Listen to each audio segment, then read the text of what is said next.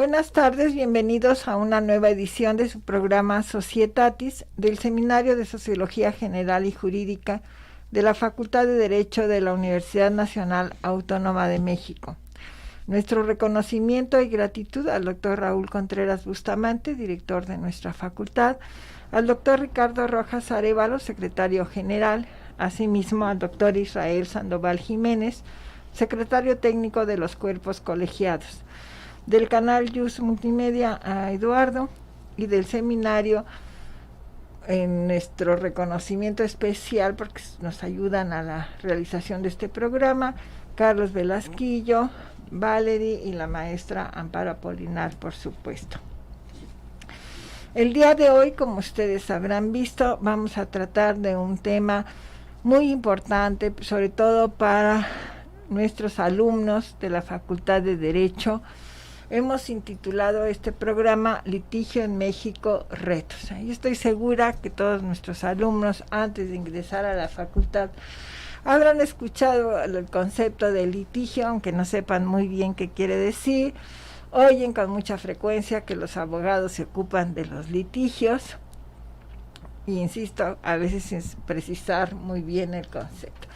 Ese es el tema que hoy vamos a tratar. Y agradecemos infinitamente al licenciado Carlos Alberto Velasquillo Navarro el haber aceptado nuestra invitación para estar el día de hoy con nosotros y precisamente hablar de este tema tan importante para los alumnos de nuestra facultad. Él ha sido litigante y permanentemente litigante, eso siempre, y antes de iniciar le cedo el uso de la voz a la maestra Amparo Apolinar para nos dé su síntesis curricular. Por favor, querida maestra. Claro que sí, doctora. Carlos Alberto Velasquillo Navarro, licenciado en Derecho por la Facultad de Derecho de la Universidad Nacional Autónoma de México. Es abogado litigante con más de 20 años de experiencia en diversas materias como son familiar, civil, mercantil, laboral y penal. Es titular de la firma legal Servicios Jurídicos Integrales con presencia en la Ciudad de México y en el Estado de México principalmente. Bienvenido, licenciado. Muchas gracias. Pues iniciaríamos casi con una pregunta elemental, ¿verdad? ¿Qué es el litigio? ¿Qué vamos a entender por litigio? Bueno, sí. Gracias. Antes que nada, muchas gracias, doctora Elsie, maestra Amparo. Un agradecimiento a mi hijo que fue el intermediario para estar aquí. Agradezco el hecho de que me hayan invitado. Y pues bueno, un agradecimiento también al público que nos escucha y, cómo no, les enviamos un saludo. Pues bueno, hablando del litigio. El litigio es la parte más importante en un proceso, en un juicio. Y viene de término latino litigium, que quiere decir pleito o controversia, así tan simple. Entonces, en el sentido más amplio se trata de eso, se trata de una controversia de derechos, una controversia de intereses entre las partes. Ya en cuestiones legales implica una connotación más estricta. El litigio es la contienda entre derechos de las partes y la actividad que se hace para obtener el objetivo de los intereses de cada uno. O sea, no basta con el hecho de que haya una controversia. Ya en el litigio es muy importante todas las actividades, todos los procesos que se hacen para excitar a los órganos jurisdiccionales para que puedan obtener como meta las pretensiones que inician, que instan. Dentro de la práctica encontramos que nos llaman, más bien, en el litigio encontramos dos partes, la parte actora y la parte demandada. La parte actora es toda aquella persona que insta y ejerce una acción a los tribunales para pedir algunas pretensiones de otra persona. La persona demandada es aquella que es objeto de esas pretensiones, se le solicitan las pretensiones. ¿Sí? Esto ha llevado al hecho de que en la práctica a nosotros que estamos asesorando a las partes nos llamen abogados litigantes, ¿sí? que en estricto derecho sería algo así como abogados que pelean, ¿no? Lo cual desde luego no es tan exacto, ¿no? Sí, realmente los abogados no peleamos, bueno, habrá algunos que sí, ¿no? Pero de manera general nosotros lo único que hacemos es asesorar a las partes para llegar a un buen término su asunto, ¿no? Entonces yo creo que lo correcto sería llamarnos abogados postulantes, abogados patronos, también o como actualmente nos llama el Código de Procedimientos, el Código Nacional de Procedimientos Penales, asesores jurídicos, ¿sí? También me parece acertada ese término. Entonces, sí, entonces ese serían los términos generales, o la teoría general sobre lo que es el significado de un litigio, ¿no? Como conclusión, los que litigan son las partes, nosotros nada más asesoramos. En este sentido, licenciado, ¿cuáles serían las principales áreas de litigio en México? Bueno, hablar de principales áreas, todas son muy importantes, ¿sí? Todas son muy importantes. Tal vez me iría yo sobre las cuestiones de la estadística. ¿Qué juicios se llevan más aquí en México o en el área donde litigamos? ¿Sí? A mi parecer, bueno, a mi experiencia, los juicios que más se llevan pues son los juicios civiles, familiares, los penales y los laborales, ¿sí? A tal grado que hay más tribunales de esas materias que de las demás, sin dejar atrás la suma importancia que tienen las demás áreas, ¿sí? Como el fiscal, como el administrativo, el corporativo, y las nuevas áreas que están saliendo, como la ambiental, que la cibernética, y todas ese tipo de cuestiones también son demasiado importantes. Nada más que para efectos estadísticos, pues serían esas cuatro áreas, esas 5 áreas, volvemos civil, familiar, penal y laboral, ¿sí? Esas más serían las áreas que pues confluyen más en los asuntos y que encontramos más en los tribunales y de los cuales hay más tribunales. En este sentido, me surge una duda. ¿Cuál sería su opinión respecto justamente a esta especialización? Yo creo que antes, a nosotros, bueno, por lo menos a su seriedad, nos tocó esta formación en ser todólogos del derecho, o sea, que pudiéramos responder a cualquiera. Pero ahora, como usted mismo refiere, pues cada día aparecen nuevas ramas del derecho, no sé si llamarla así. ¿Cuál es la opinión respecto a esta situación?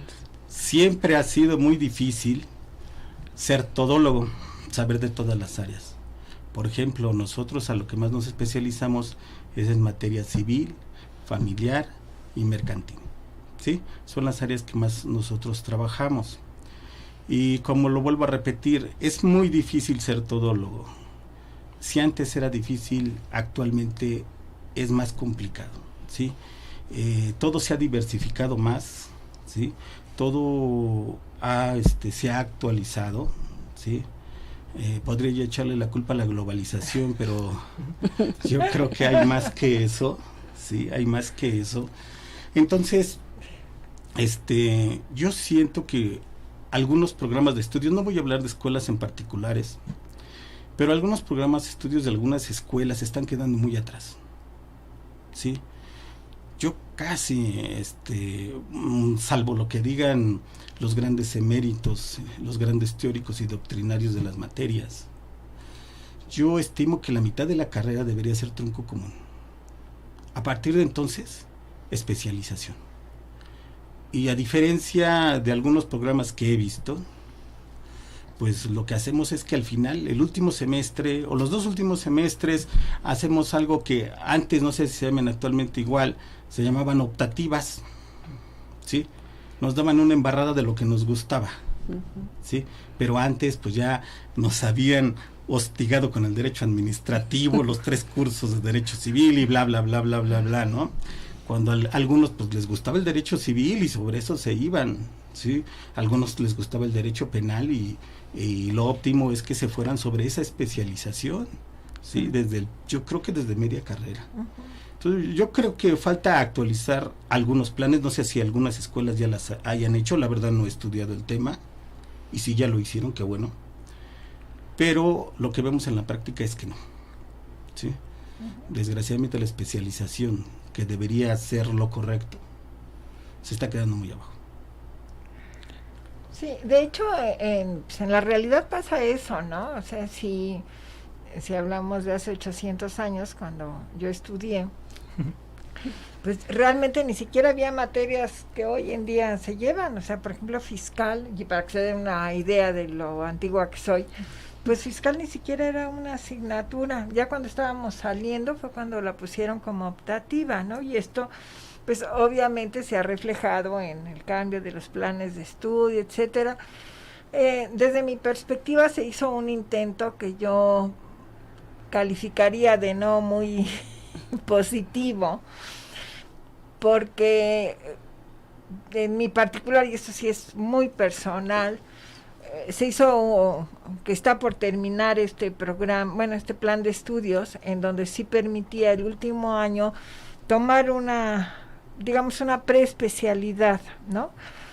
Pero insisto, esto es una opinión muy personal y porque tuve la experiencia de estar en alguno de estos cursos, que los chicos no tienen la formación. O sea, yo aquí a lo mejor me voy a ver tradicional, pero sí consideraría que la especialidad debe ser después de la licenciatura. Es decir, están ahorita tan agobiados, como bien dice, con tantas materias y asignaturas nuevas que los planes de estudio tratan de incorporar precisamente para darles una panorámica. Pero después de mi experiencia en estos cursos, bueno, que Carlos, que es mi mano derecha, y la otra mano derecha, pero yo tengo dos manos derechas, pues tuvimos la experiencia, ¿no? No sé cuál sería tu perspectiva, Carlos, pero para mí como que estaban todavía inmaduros, ¿no? O sea, con este intento de que el último año, que sería quinto año, en vez de llevar las optativas, como era antes, ahora se pretendió una preespecialidad, y que ya está terminando. Creo que esta es la última generación, ¿no? Creo que sale con este programa, y sí creo que sería mejor que estuviera pues en posgrado, ¿no? El que tenga una especialidad o el que quiera tener una especialidad posterior a ese barniz universal que se nos da en la licenciatura, ¿no? Y ahorita que usted hablaba sobre esto, tenía yo en mente pues que tristemente, ¿no? Muchos de los problemas, una gran parte de ellos es en derecho familiar, es decir, en la familia es donde quizás, ¿no? Esta rama por las emociones o los sentires o los odios se dan, ¿no? Y frente a esto, en su experiencia, ¿cómo manejar o cómo llevar una relación con un cliente o asesorar a un cliente en donde se va más por lo emocional, por lo emotivo, y para decirlo mal y pronto fastidiar al otro porque ya te tengo odio jarocho y lo que diga el derecho no me preocupa? En su experiencia, ¿cómo puede usted no sé cuál es la palabra, ¿no? Sí, cómo tratar a sus clientes? Que me imagino le dirá, pues quiero que se quede en la cárcel toda la vida, claro, que no lo vuelva a ver, o quítele todo porque hay que dejarlo en la calle porque me hizo eso. En esa amplia experiencia que tiene, ¿cómo? Esto es una curiosidad personal. Sí. ¿Cómo, con esos clientes, qué hacer? ¿Qué hacer? Bueno, nosotros los abogados nos encontramos, los que estamos postulando, y los que somos abogados patronos nos encontramos con ciertas circunstancias que se vuelven obstáculos en nuestro trabajo, y precisamente el primero es ese, el cliente, ¿sí? Con el cliente, a veces lejos de nosotros convencerlos que tenemos los conocimientos para llevar el asunto, tenemos que convencerlos de que somos un abogado confiable, ¿sí? Exacto. Y en materia, y esto complica todas las materias, ¿no? Pero en materia penal, en familiar, es específicamente complicado, ¿sí? Porque exactamente se manejan muchas pasiones, ¿sí? Yo siempre lo he dicho, juicio en materia familiar, la mejor forma de terminarlo, o la forma que se puede terminar definitivamente, es un convenio entre las partes. Podemos llegar a cualquier sentencia, podemos ser los excelentes abogados y obtener todas las pretensiones que quiso nuestro cliente, pero después de eso siguen más actuaciones. Y no solamente me refiero a los recursos de alzada, a los juicios constitucionales, sino que inclusive, así viene en el Código de Procedimientos Civiles, las sentencias familiares no quedan firmes. Bueno, sí quedan firmes y no quedan firmes porque quedan firmes porque causan ejecutoria y ya no hay más que hacer. Pero nos dice, para poder modificarla puedes promover otro juicio. ¿Sí? Entonces, es interminable. En la práctica vemos que los asuntos familiares son interminables. Inicié un asunto en el 2011, todavía no se termina. Ya va a cumplir 18 años. Los de herencia. Ya va a cumplir 18 años el menor de edad y pues bueno, yo creo que se va a quedar sin materia antes de que se resuelva. Claro. Entonces, ese tipo de cuestiones, concientizar a los clientes es muy difícil. Es muy difícil porque cuando uno empieza a platicar con ellos, bueno, primero que nada los clientes quieren que los escuche uno. ¿Sí? Y ahí es donde hace una labor de psicólogo, más o menos por ahí. ¿Sí? Los tiene que escuchar uno, después de escucharlos uno, los tiene que concientizar qué es lo que pueden lograr y qué es lo que no pueden lograr. ¿Sí? Una vez que nosotros les hacemos entender esas circunstancias, ¿sí? Ellos por la pasión, y aunque lo entiendan, dicen no, yo quiero todo. Como segunda instancia, nosotros ya no les podemos volver a decir, no, es que mira, las cosas son así, va a pasar esto, te vas a llevar un juicio largo, vas a gastar mucho dinero, y lo que es peor, te vas a esforzar demasiado en el juicio, y vas a desgastar emocionalmente a tus hijos. ¿Sí? Pero hay veces que ni siquiera eso les importa. Ya no podemos volverles a insistir, porque en muchas ocasiones de esa, con la fama que tenemos, nos dicen tan simple, no, ya se vendió, sí, está del otro lado. Entonces, lo que hacemos es concientizarlos y decirles, sí, si tú te quieres ir por ahí, nos vamos por ahí, yo voy a hacer tus manos y tus pies, te voy a asesorar jurídicamente, pero las decisiones las vas a tomar tú, ¿sí? Así que si nos vamos por ese lado, lo más probable es que llegamos a esto. Si llegamos a eso, no hay reclamos, ¿sí? Esa es la manera en que pues nosotros pues tratamos de concientizar a los clientes en materia familiar, que como lo vuelvo a repetir y quiero ser reiterativo, sí, es la más difícil. Claro, usted ha hecho énfasis en una característica importante, ¿no? La honestidad respecto al cliente con la situación que le plantea.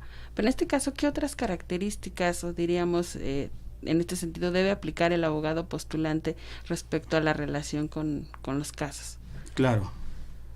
Pues bueno, yo creo que lo primero que debe tener un abogado patrón, un abogado postulante, son los conocimientos necesarios. No nos podemos quedar atrás. No podemos decir, ya terminé la carrera, aquí está mi papelito, ahora sí, a echar juicios por aquí, a hacer esto por el otro lado, el chiste es hacer dinero. No, mal, absolutamente mal, ¿sí? Nosotros tenemos que seguir actualizándonos y seguir leyendo siempre para que nosotros tengamos todos los conocimientos necesarios y la actualización necesaria para poder para estudiar el asunto primero y establecer casi de manera inmediata, así como un doctor diagnostica una enfermedad, casi de manera inmediata, decirles cuál sería la estrategia jurídica a seguir y qué es lo que se va a lograr con esa estrategia jurídica. Es indispensable que todos los abogados se sigan actualizando, ¿sí? Si no nos actualizamos, al final nos convertimos en coyotes. Coyotes en el sentido de que empezamos a asesorar a las personas de manera incorrecta, ¿no? Yo creo que esa es la primera característica y es muy importante. La otra es la honestidad, precisamente, maestra, la honestidad. Hablar claramente con el cliente y decirle, ¿sabes qué? Mira, esta estrategia jurídica, vas a lograr esto, ¿sí? Vas a lograr esto y posiblemente no más. ¿Por qué? Porque estamos en esto y en esto y en esto. Así que vamos a ejercer esta estrategia y vamos a ver, por lo menos vas a lograr esto, vamos a ver si logramos un poco más. En lo personal, ahí en nuestra firma jurídica, ahí es donde perdemos muchos asuntos. Y los perdemos con el cliente, no nos perdemos en el juicio. Okay. Perdemos con el cliente porque hay muchos abogados que dicen, a mí dame tanto, no te preocupes, yo te voy a lograr esto y esto, aunque sepan que no lo van a lograr. Claro. Y muchos clientes pues prefieren irse con ese tipo de abogados, ¿no? Que al final no obtienen lo que quieren, huye el abogado, o al final pues el abogado nada más está para pedirles dinero, para pedirles constantemente dinero. Uh-huh. No obstante, pues sí es algo importante para llegar a un buen término del asunto, ¿sí? Para poder ayudar realmente al cliente. Es muy importante ser honesto y decirle, el asunto está así, podemos lograr esto, y las expectativas son estas. Uh-huh.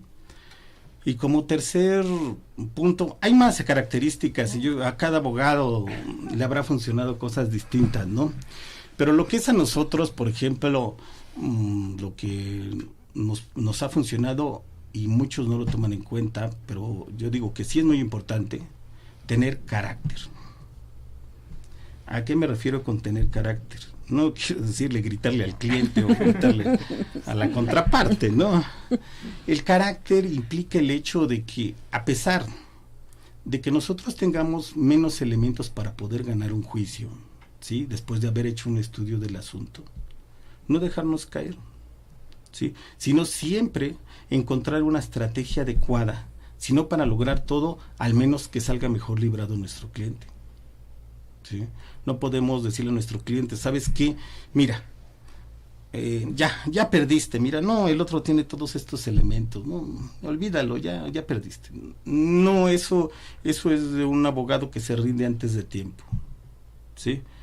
Inclusive todos tenemos errores, somos humanos, se pueden cometer errores en el proceso, y durante el proceso, si se comete un error, no dar el bajón, ¿sí? Si en el proceso se comete un error, o el pasante que mandaste cometió un error, pues buscar la forma, no decirle al cliente, no, ya se perdió, no, nada de eso. O sea, encontrar los elementos, encontrar la forma de hacerlo para seguir adelante en el procedimiento. Y estoy hablando de formas legales, no estoy hablando de mentir al cliente y decirle, ay, no pasó nada, ¿no? Cuando ya pasó, ¿no? Claro. Simplemente hablo de estrategias que puedan llegar a un buen término el asunto del cliente y que se logren la mayoría de pretensiones del cliente. En mi concepto hay muchos más características, y yo creo que algunos abogados postulantes nos dirán, no, es que para mí me parece más importante esta otra o demás, pero a mi experiencia y de manera subjetiva puedo decir que esos son los elementos más importantes. Sí, yo creo que eso es muy importante, es decir, siento que no sé cómo decirlo, decir como una minoría dentro del universo de los abogados hace efectivas esas características, y que yo creo que esa mayoría que no cumple con estos principios, valores, ética o deontología, como la querramos llamar, pues el daño que hacen es muy grande, ¿no? Y de ahí pues todos los dichos contra los abogados, ¿no? Desde la maldición gitana hasta todo lo que todos hemos oído y escuchado, ¿no? Y precisamente por ese afán de unos malos abogados o unos malos profesionistas o unos malos litigantes que, como bien dice, lo que les interesa es el dinero, ¿no? Y aunque, como bien señala, el asunto está perdido, no tiene muchas opciones o ya está fuera de tiempo a lo mejor, pues ofrecen el cielo y las estrellas, ¿no? Por decirlo de alguna manera. Y claro, esto va a repercutir en una opinión muy negativa que no se limita a una persona, sino en general va a afectar a todos, porque esa persona que tiene un disgusto va a trasladarlo, y los abogados son puntos suspensivos, ¿no? Uh-huh. y el daño que se hace pues no es a uno en particular, y de alguna manera se afecta a todos. Y cuando, como bien dice, uno o un abogado litigante le dice, pues mire, estas son sus opciones, que siempre, como los médicos quieren ir a escuchar a otro abogado y les pinta un panorama maravilloso, pues como bien señala, igual se van a ir con ese que les ofrece cosas maravillosas y luego regresarán, me imagino. ¿En su experiencia le ha tocado eso? De que uno dice sayonara y luego sí, cuando le va muy mal por ahí. Muchas ocasiones, aunque lamentablemente ya después ya no se puede hacer nada, Ha habido ocasiones en que, no, pues es que el abogado hizo todo esto, al final perdimos. Pues a ver, déjame ver, recurso de alzada, el recurso constitucional, ya se perdió todo, tienes muy pocas posibilidades. Hasta te digo que puede ser incosteable. Ya en lo que vas a obtener, ya no tiene caso llevar un proceso. Sí ha ocurrido también. Es que aquí destacaría lo que usted dijo hace rato, la labor de concientización, ¿no? Es decir, yo puedo como abogado decirle, mira, este es el panorama, esto es lo que tenemos, pero a veces también el cliente dice, no, pues es que eso que tienes no me gusta, ¿no? No quiero todo eso, ¿no? Es todo, casi todo o nada, ¿no? Como el juego, o sea, doble o todo. Sí, hay muchos clientes así. Y eso pues no es factible, ¿no? Y yo creo que también hay una mala visión del derecho, ¿no? Que las personas piensan que el derecho es un instrumento que les sirve para obtener todo lo que quieran, independientemente si tienen razón o no tienen razón, si hay los elementos adecuados para obtener esa pretensión. Si no piensa como el abogado mágico, ¿no? O sea, aquí usted, abogado, me va a solucionar todo. Sí. Y eso no pasa. No, por eso lo que él decía, o sea, yo creo que si esta labor de la concientización con la honestidad, es decir, mira, yo te estoy poniendo el panorama, esto es lo que tenemos, y tú decide, porque también a veces dice, usted decida por mí, ¿no? Usted tome todo en sus manos, y dices, no, yo creo que ahí, como bien decía, hay un límite, yo te estoy asesorando, ¿no? Yo te estoy asesorando, te estoy diciendo, pero la decisión al final es tuya, ¿no? Es tu pretensión, es lo que tú deseas, y no me dejes a mí todo el paquete. ¿No? Sí, pues partimos de la base que como seres humanos queremos todo, ¿no? Y entonces, pues por eso, ¿no? O sea, y más en el área familiar que nos estamos ocupando.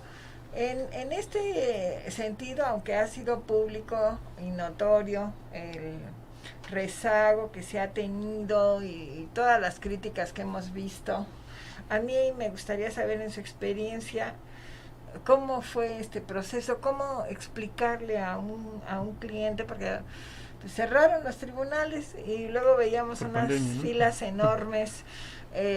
Aún hoy creo que están dando audiencias 6 meses o 7 meses. No tengo mucha idea, porque no soy litigante, obviamente, de lo que escuchamos, digamos, en los corrillos. En su experiencia, ¿cuál fue la afectación de esta temporada tan drástica que tuvimos? Bueno, de manera personal la afectación obviamente fue muy grande, ¿no? Todos los tribunales cerrados, pues no podíamos mover nada. Y en cuanto a lo que hace a los clientes, pues encontramos que sí, muchos se desesperaron, aunque la mayoría entendieron la situación, ¿sí? Perder asuntos por el hecho de que ya se haya extendido el proceso en atención a la situación que vivimos, pocos asuntos se fueron, casi diría que nulo. Pero a nosotros, pues nosotros vamos, este es nuestro trabajo, y aunque yo siempre he tenido la ideología o la política de que vamos a llevar el asunto, vamos a llevarlo de la mejor manera, y por añadiduría no van a llegar los ingresos y los recursos, pues bueno, no podíamos avanzar y no podían llegar los recursos. Entonces sí fue una afectación, pero casi diría yo que más personal que profesional. Al final, cuando los tribunales empezaron a trabajar, Sí, iba todo atrasado, pero empezamos a trabajar, la maquinaria empezó a rodar y ya algunos clientes entendiendo esa situación dijeron, bueno, pues ya, vamos adelante. Muy bien, pues vamos a hacer nuestro receso, regresamos con ustedes en unos minutitos. Estamos conversando con el licenciado Carlos Velasquillo, su experiencia como abogado, iba a ser litigante, pero dijo que no. Postulante. Muy bien. Regresamos con ustedes y como es habitual en nuestro programa, vamos a atender los comentarios de quienes nos favorecen con su atención. Por favor, Carlos. Claro que sí.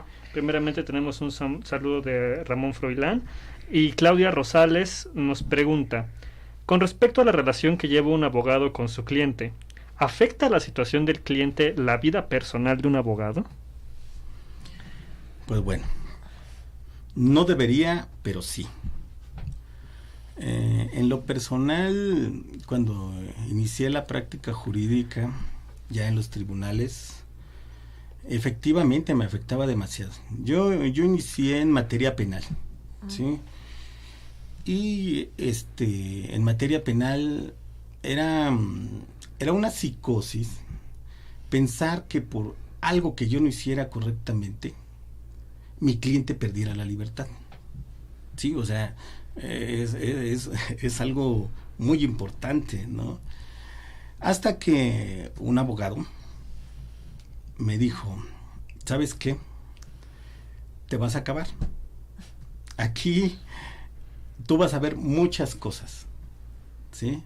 Así que yo te sugiero que te hagas una conchita, lo que está en el trabajo, enfócate, concéntrate y hazlo adecuadamente. Saliendo de ahí, te olvidas completamente. Y eso es lo que funcionó. A todos los estudiantes y los abogados que piensan postular y que piensan trabajar en tribunales, en la calle, pues yo lo que les recomendaría antes de, ¿sí? Una conchita. A mí no, sí, concentrarse en el asunto, interesarse en el cliente, eso es muy importante. Pero una vez que ya se salga del tribunal, ya, hasta ahí. En adelante, hasta que volvamos a estudiar el asunto y estemos otra vez en la audiencia, otra vez poner toda nuestra atención en ello.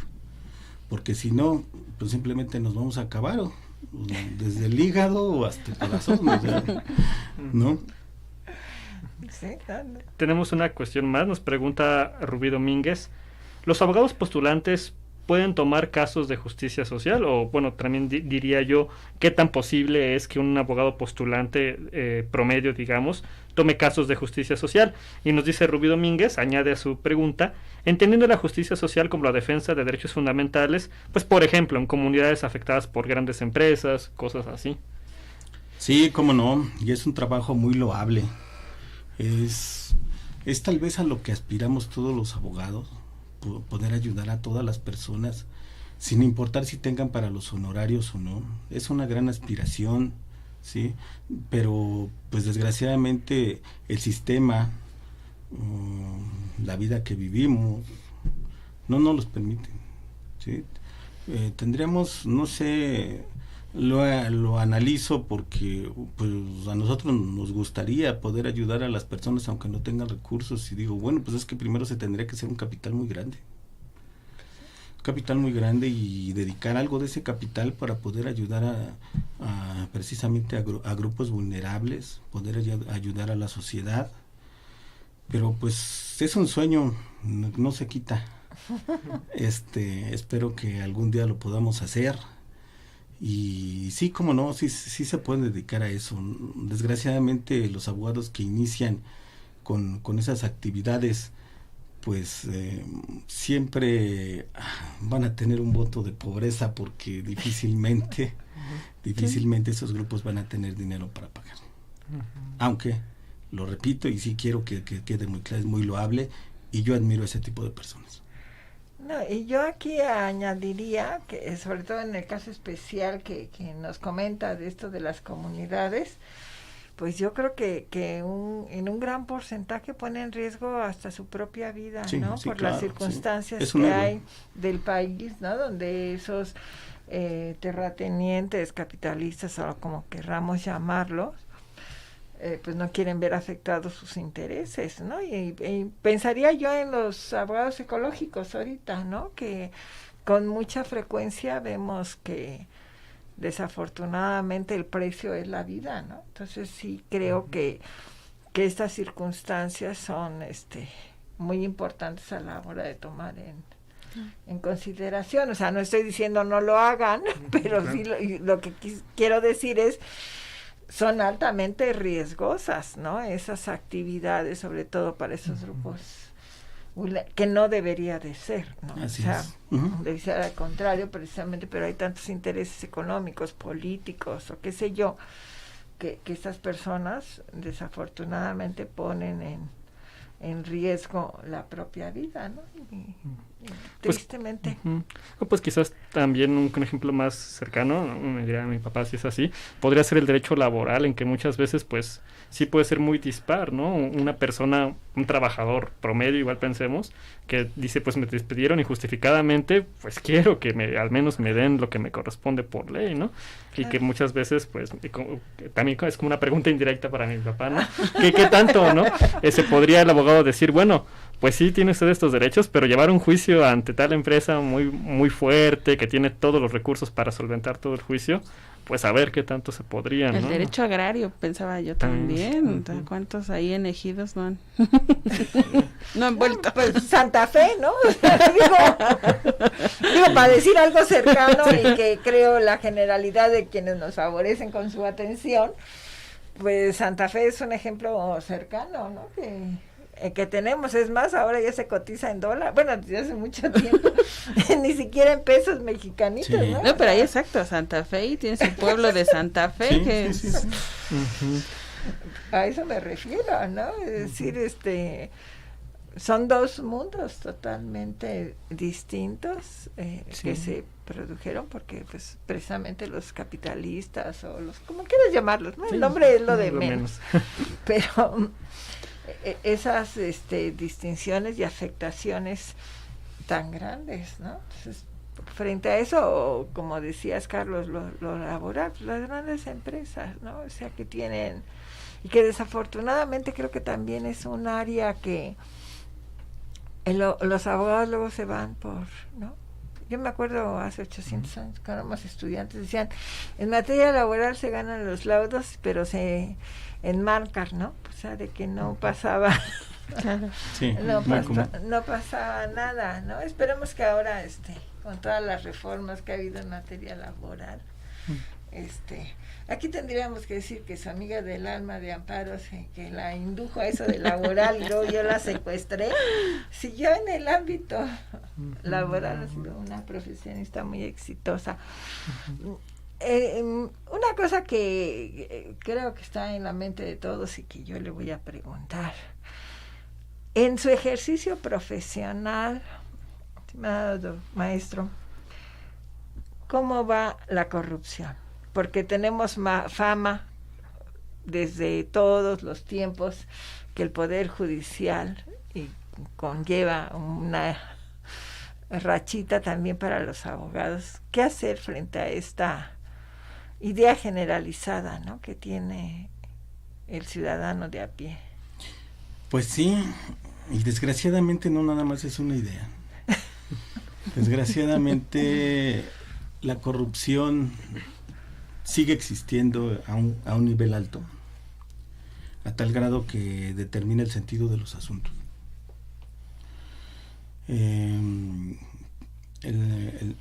Siempre nosotros, con nuestros conocimientos, tratamos de llevar el asunto de la mejor manera, ¿sí?, en beneficio obviamente de los intereses de nuestros clientes. Tratamos de buscar la justicia, pero nos topamos con eso, nos topamos con pared. Llega el grado que los compadrazgos, el nepotismo, a pesar de que tengamos todos los elementos necesarios, ¿sí?, en varios asuntos el juez, no sabes qué, aquí pared, oye, pero están todos estos elementos, interpone tu recurso, ¿sí? No da más explicaciones. Claro, no estoy hablando de todos los jueces, ¿no? Conozco jueces que mis respetos, sí, son bastante humanos y son bastante, tratan de ser lo más justos posible, ¿sí? Pero muchos definitivamente es casi a ver quién pone más para ver quién gana el asunto, ¿sí? La corrupción es algo que hasta la fecha nos ha llevado a lo más bajo de los abogados y a que el sistema judicial no funcione en México. Yo hablo de México porque muchos sistemas judiciales no deben funcionar en varios países, pero yo no los conozco, ¿sí? Hablando de México, es un peso muy grande, y sigue existiendo, ¿sí? Y lo más complicado es que no vemos forma de salir adelante. La corrupción empieza desde todos los niveles, está en todos los niveles, está desde el cliente hasta la autoridad, pasando por el abogado, por la importantísima figura del abogado que juega en la corrupción. Para que exista un abogado corrupto, pues debe haber un cliente que quiere pasar por encima de los derechos de los demás, no importa lo que cueste, ¿sí? Un cliente que quiere evitar sus obligaciones, inclusive sus sanciones si cometió un delito, sin importar que está pasando por encima de toda la sociedad. A continuación existe el abogado que pues hasta los incita para esa situación. Sí, no te preocupes, yo conozco al juez tal, vamos a invitar a comer al juez tal, fue mi compañero, es mi familiar y todo ese tipo de cuestiones. ¿Sabes qué? Te va a salir en tanto, pero sí vas a salir bien librado, ¿sí?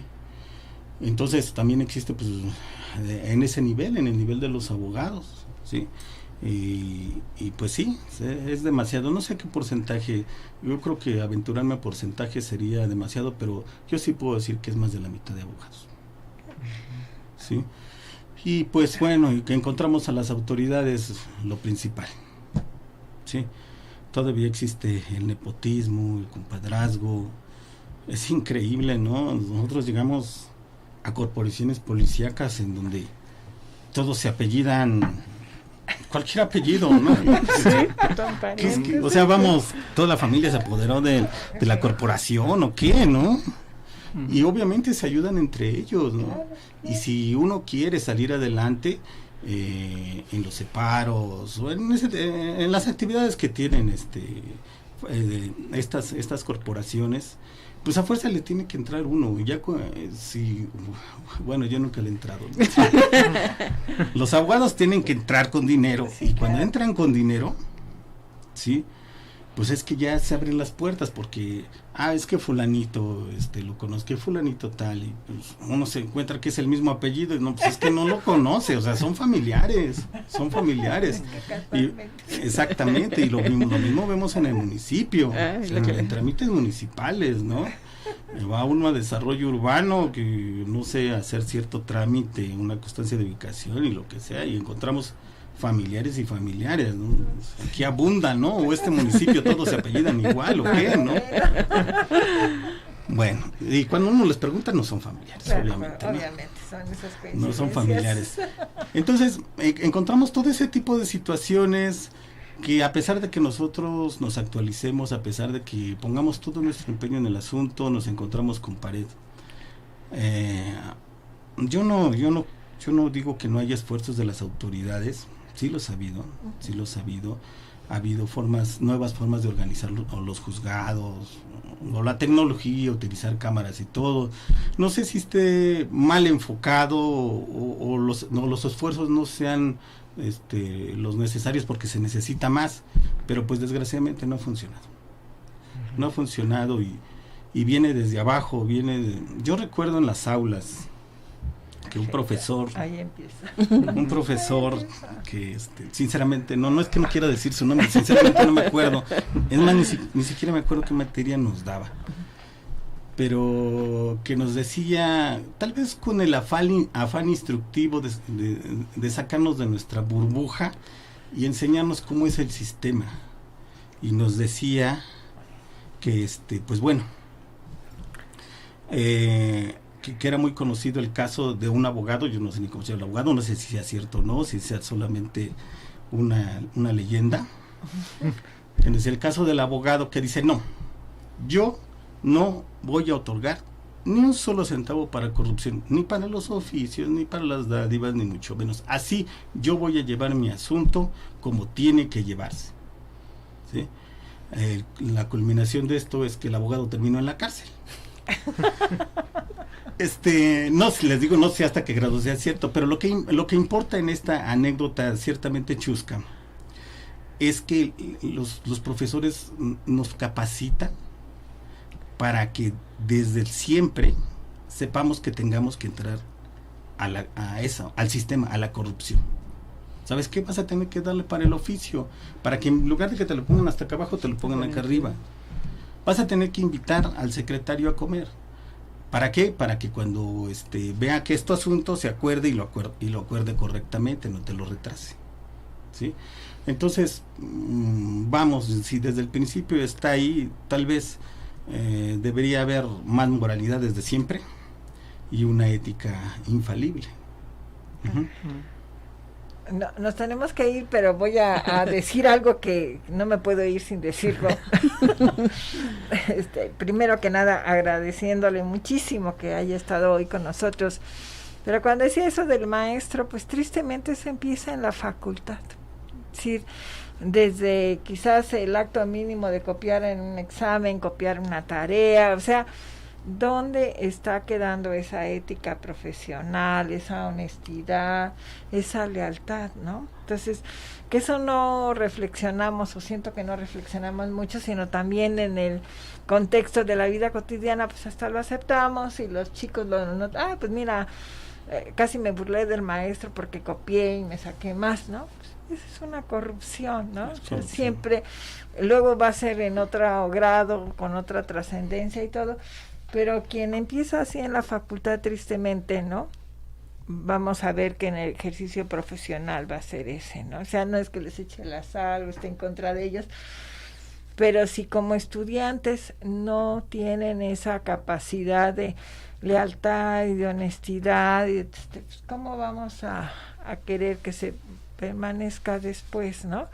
Entonces sí creo que tenemos que hacer algo desde la escuela, desde la facultad, para incitar a nuestros alumnos, porque la única forma de cambiar esto o el sistema, pues es que las personas cambien, ¿no? Y como siempre he dicho, son dos, o sea, la corrupción implica dos, no le podemos echar la culpa a uno solo, ¿no? Porque normalmente es el funcionario, pero no, el cliente o el abogado o la persona que está del otro lado es la que estira primero. Bueno, a lo mejor ya lo sabe, entonces ya por eso llega. Estimado licenciado, le agradezco muchísimo a nombre mío de quienes nos acompañan y nos ayudan en este programa, el haber estado con nosotros. Ha sido muy ilustrativo para nosotros y también esperamos que para nuestros alumnos. Muchas gracias a quienes nos acompañaron el día de hoy. Los esperamos el próximo martes en una nueva edición de su programa Societatis. Mientras tanto, una bonita semana para todos. Gracias.